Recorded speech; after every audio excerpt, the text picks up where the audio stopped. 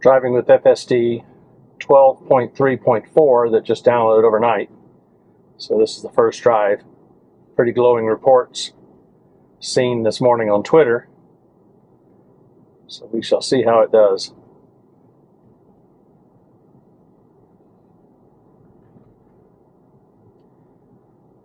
I did notice the last two versions allow you to activate from your driveway and it will pull out into the street and go.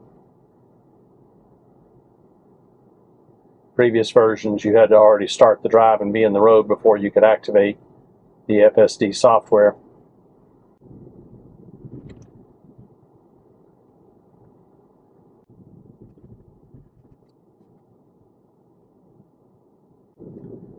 This is just driving inside the neighborhood, which has a 25-mile-an-hour speed limit.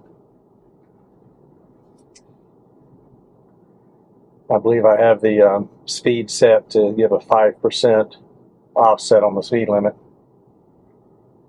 which is why the maximum is set to 26.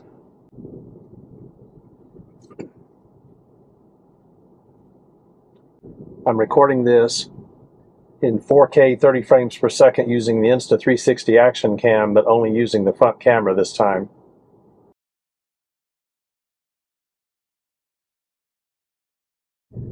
I have the camera mounted on a selfie stick wedged between the center console and the driver's seat. Coming up on a roundabout.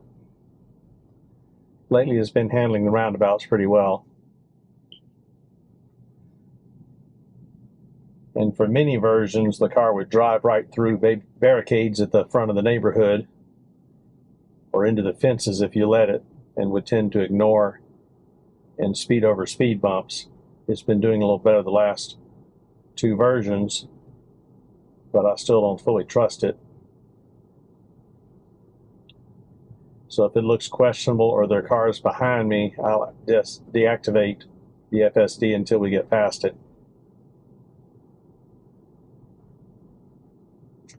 A little indecisive on the lane change there. Another car appeared, so it slowed down just a little bit. Now accelerating again. Moving back over to the right lane since we have a right turn coming up. It just asked me to grab the wheel, which it does much less now than it used to. Some drives it doesn't nag you at all. So the gate's open, there is a speed bump. So it appropriately passes through. The gate is open because another car just drove through, of course.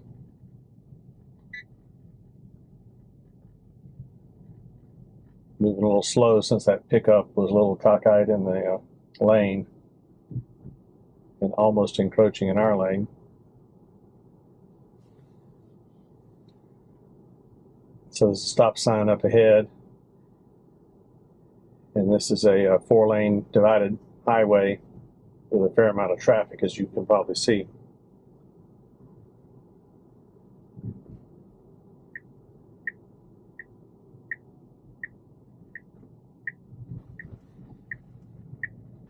So there's a pretty quick left turn, so we'll have to, once we get in traffic, we'll have to get over the left lane. So it stopped and now it's creeping, looking for its opening. I've got it in chill mode, so it doesn't do so darn many lane changes every 10 seconds.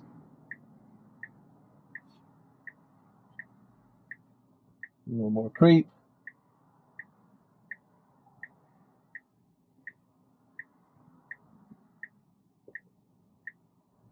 Let's just lifted up the brake a little bit. So I got my foot barely touching the brake. And we have a pretty good gap in the traffic, so it should be going now. And like I said, it needs to get over to the left lane pretty... Well, actually, we're not going to be taking the left turn right. It's just going to go straight this time, probably due to traffic. We're just trying to get to Central Kissimmee from South Kissimmee.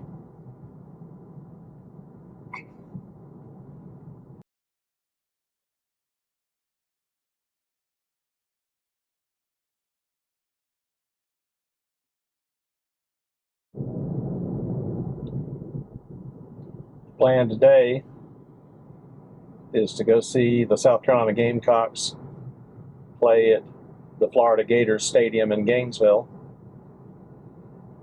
The Gamecocks, my team, won last night 10-3. Both of these teams were playing to make it to the World Series. Florida made it, and we lost to Florida in straight games at the end of last season. Florida went on to be the national runner-up.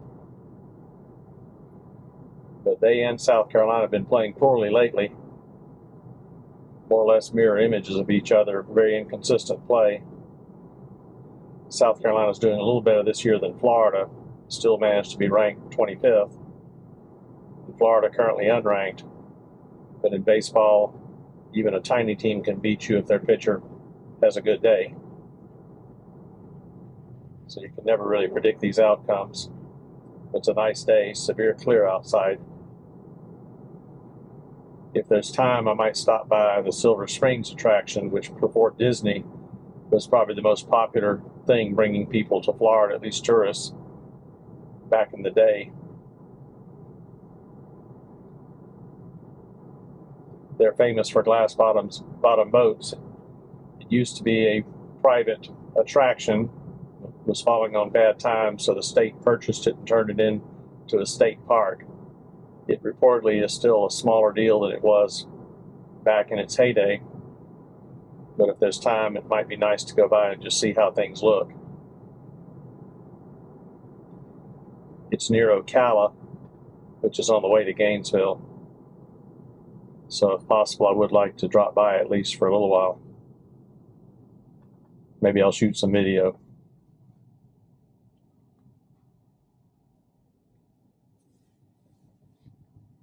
So far the car's not really been challenged very much. Driving pretty smoothly.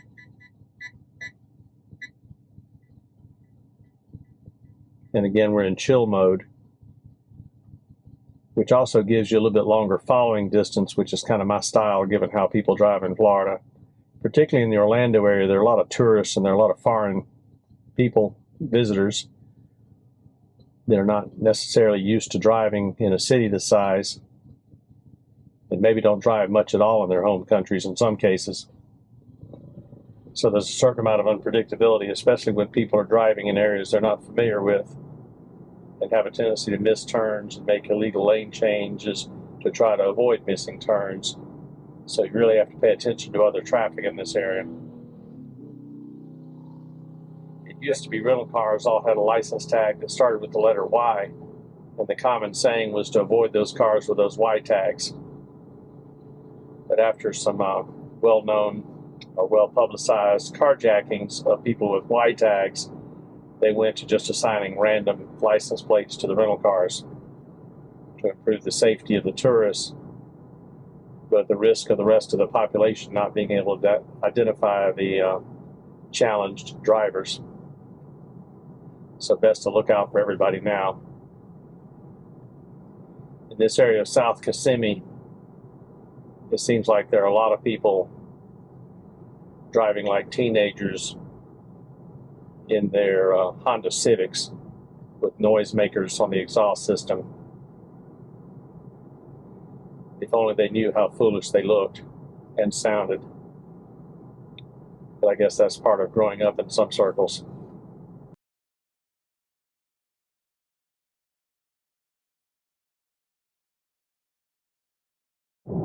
And we'll be going straight through the intersection and coming up along the west side of the Kissimmee Airport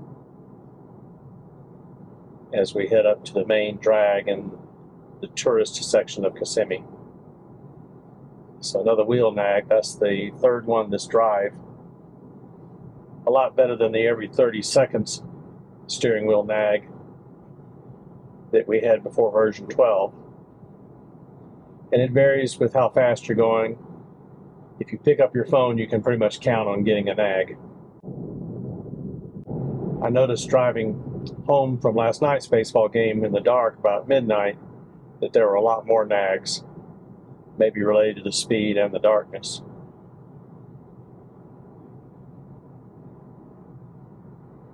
again, it's so much better than the pre-version 12. I don't think anybody's complaining about these occasional prompts to verify that we're paying attention.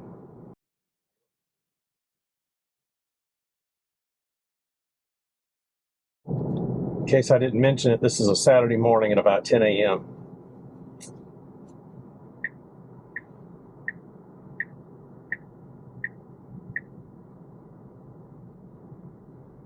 So changing lanes to get in one of the through lanes.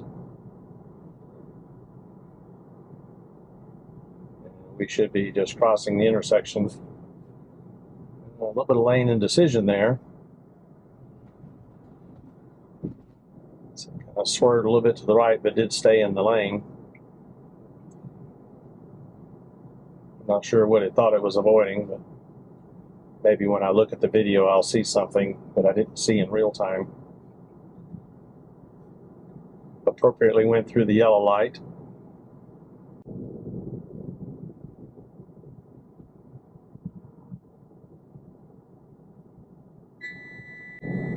Well, that's my radar detector, but I'm not really speeding, so slowed a little bit for whatever reason. I guess because the speed limit changed from 45 down to 40. I missed that sign, but the computer in the car found it.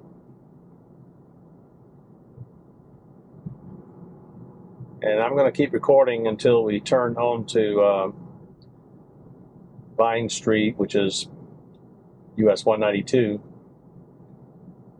192 runs from the beach near Melbourne all the way to Claremont on Highway 27, but it's the main tourist drag in Kissimmee.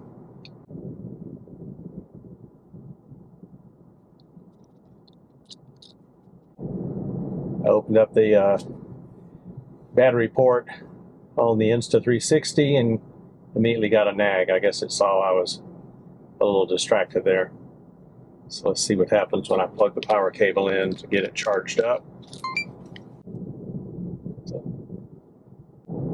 It's been staying in the left lane because there was no good reason to change lanes. But if it notices a car behind you closing, it will generally give up the fast lane.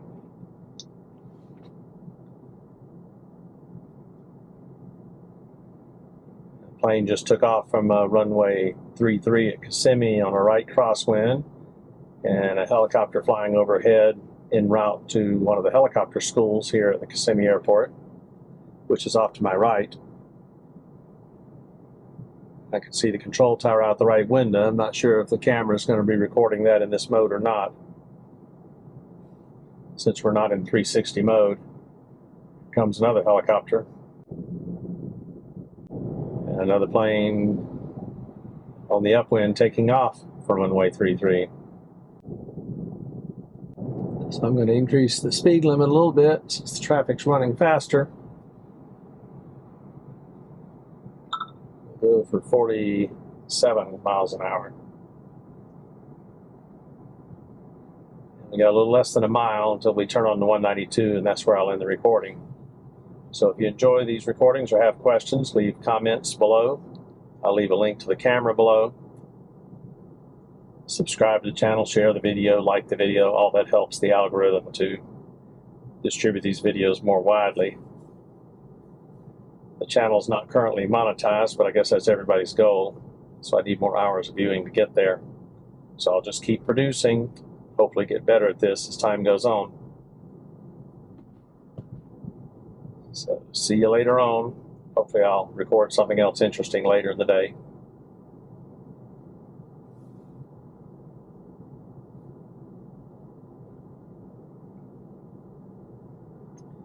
So the speed limit dropped to 35. And we're passing by the departure into runway 33 now, or the arrival end of runway 15, depending on how you look at it. For those of you that aren't pilots, the runways are numbered based on their heading. So runway 15 is pointed at 150 degrees, which is southeast, and 33 is pointed at 330 degrees, which is northwest. So The left turn lane at the traffic light. It's always interesting to see which lane it's going to turn into. Usually it'll be the left lane or the middle lane, but let's see what happens.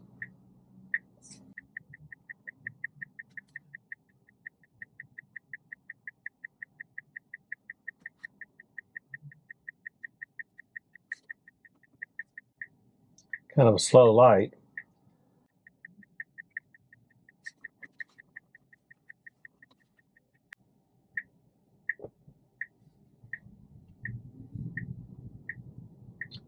So we got a left turn arrow, making this a protected left turn. And we took the first lane, which I guess is the legally correct thing to do. And that'll be it for today.